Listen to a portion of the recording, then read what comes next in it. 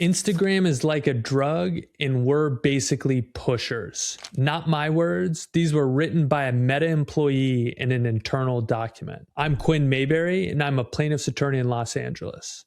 So right now in LA, Meta and Google are on trial. They've been accused of engineering Instagram and YouTube to addict kids. TikTok and Snapchat were also sued, but both settled before trial. Now, normally, these companies are protected by something you might have heard of called Section 230. Section 230 is a provision in a law from 1996 that basically says platforms aren't responsible for what their users post. Someone posts something horrible on Instagram, you can't sue Instagram. Big tech has successfully argued for decades that they're just the middlemen and have avoided liability in cases like this. But the lawyers and plaintiff in this case have found a way around it. They're not suing over what anyone posted.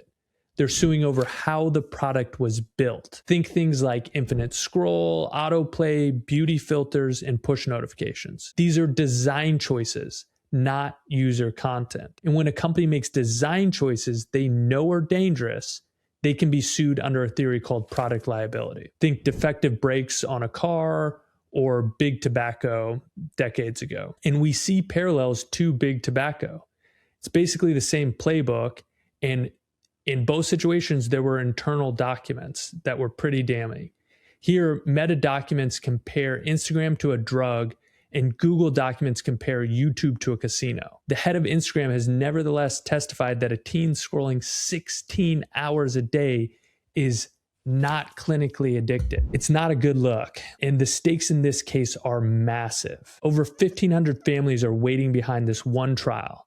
More than 40 state attorney generals have sued, and school districts go to trial later this year. This case is known as a bellwether trial, and the outcome will impact all of those other cases. The trial is expected to run something like 6 to 8 more weeks, and I'll be breaking it down from time to time along the way. So follow if you'd like to know more, and I hope to see you around.